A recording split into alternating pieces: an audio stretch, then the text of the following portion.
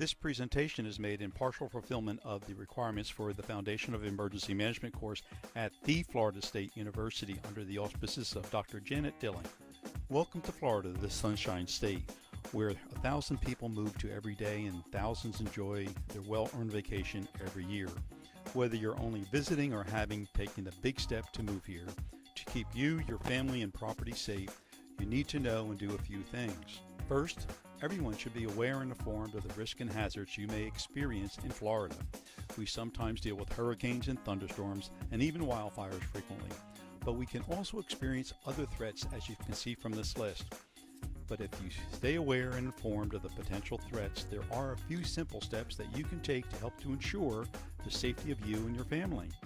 A good place to start is by reviewing your insurance policy with your agent, whether you're a homeowner or renter. Next, take some common sense steps inside and outside your home to make it stronger. Take a look around the outside of your home. Remove or securely tie down any loose objects that could be picked up and become projectiles in a strong wind event. If you have shutters on your windows and doors, close them. If you have time, you can install some plywood sheeting over your windows. Keep the trees around your home free from overhanging branches and keep your rain gutters clean too. Think about what valuables you'll want to take with you if you do need to leave. Sure, you'll want to take your cash, jewelry, and important papers like birth certificates, marriage license, and insurance papers. But don't waste too much time on most of the stuff you purchase over the years. Most of that will be replaced by your insurance. Most survivors of wildfires and hurricanes who lose their home say they wish they spent more time packing up their family pictures and heirlooms rather than plain old replaceable junk. Unbelievable as it may seem, some parents in their haste forget some important things. No, not the baby, except for that kid that was raised by wolves. Babies and small kids can require some extra supplies and emotionally comforting and familiar item.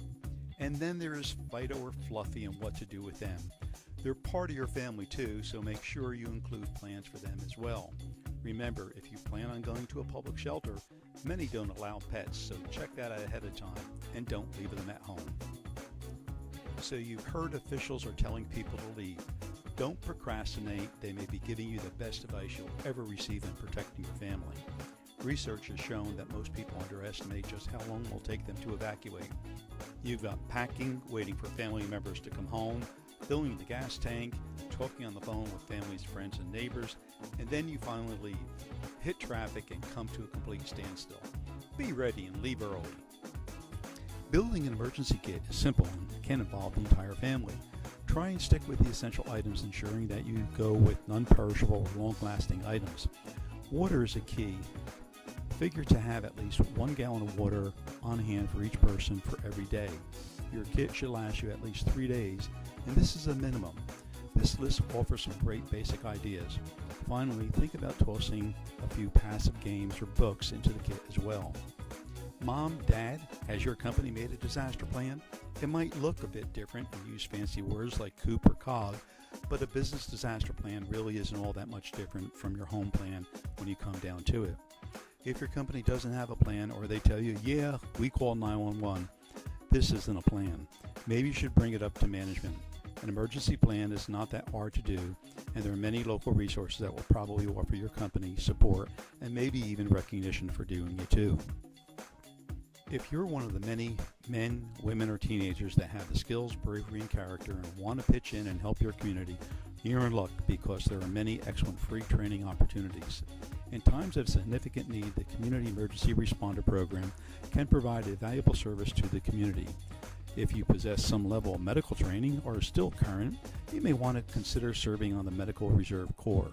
Whatever you decide, no doubt all of your friends will be so impressed with your commitment and the bright green vest or red shirt you wear while you're working on location for one of the local various NGO teams. We winged it in college, probably in high school too, and sure enough when going out with the guys or gals. But hey, we're talking about your life, your family's life, and its memories.